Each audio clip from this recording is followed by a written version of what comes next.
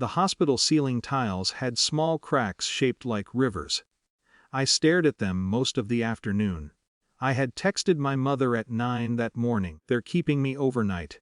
It's not serious, but I'm scared." No response. By noon I sent another. "Are you coming?" The message showed as delivered, not read. The waiting room hummed with vending machines and daytime television. Across from me, a man slept sitting up. A nurse called names in a voice that didn't rise or fall. At 4:17 p.m., my phone finally rang. I answered before the first vibration finished. "I just saw your messages," my mother said quickly, breathless. "Not worried. Just hurried. Your brother needs 3,000 for bills. It's urgent." No pause to ask about the IV in my arm. No question about test results. Just urgency redirected. "For what bills?" I asked. "Rent, utilities, his car. Everything's piling up, he's overwhelmed." I pictured my brother's apartment. The one technically under my name because his credit wasn't there yet. The lease I signed 2 years ago when he promised it was temporary. I checked my bank account while she spoke. The numbers were steady. I could send it. I always could. "I can help," I said. She exhaled in relief. "Thank you. I knew you wouldn't let him drown." That sentence settled something in me. Not anger. Recognition. I had been drowning quietly for years. It never started big. It was small transfers at first.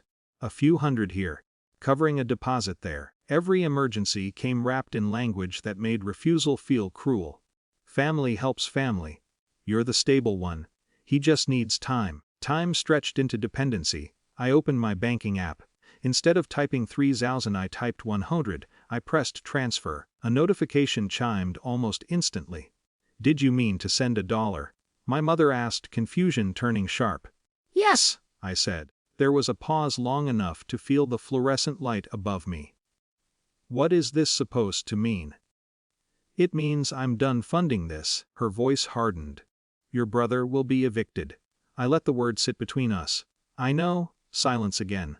Then disbelief. "You can't just pull support like this." "I'm not pulling support," I said carefully. "I'm ending a contract." She didn't understand yet. That part was coming.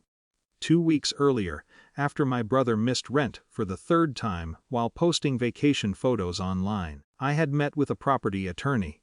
Not dramatically, quietly.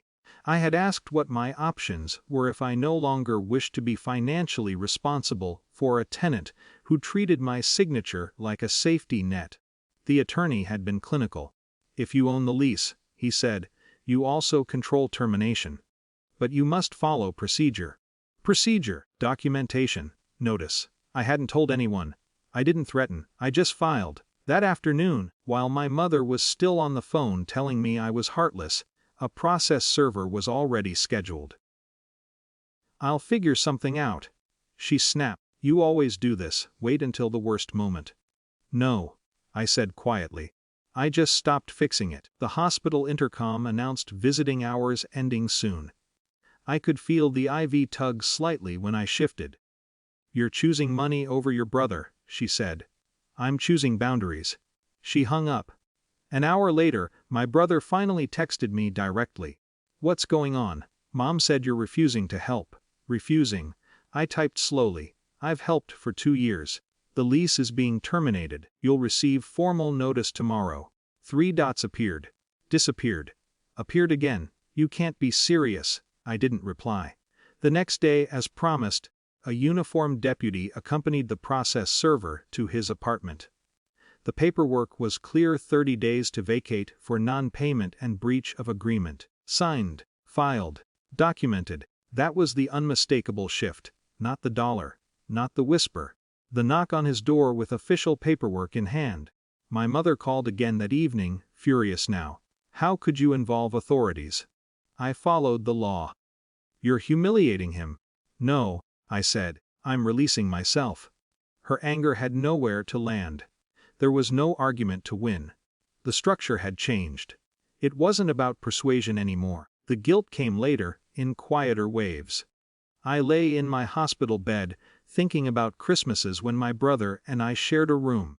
When I gave him half my allowance because he lost his. When helping felt mutual, not expected. I wasn't punishing him, I was refusing to continue a pattern that had erased me. The 30 days passed without catastrophe. He borrowed from friends. He downsized. He moved in with a coworker temporarily. It was uncomfortable. It was inconvenient. It was survivable. We didn't speak much during that month. When we finally did, his voice wasn't angry. It was unsettled. "You really would have let me get evicted." "I didn't," I said. "I gave you notice." "That's not the same as helping." "No," I agreed. "It's not." My mother still keeps conversations short with me. There's a thinness now, a recalibration. She no longer calls with urgent numbers attached. Sometimes I wonder if I could have handled it more gently, if there was a version of this where no one felt cornered. But I also remember the hospital ceiling tiles, the unread messages, the way my fear that day ranked below a bill. Breaking a cycle doesn't feel powerful. It feels quiet. It feels like letting people be responsible for their own gravity. I transferred $1. Not to mock. Just to mark the end.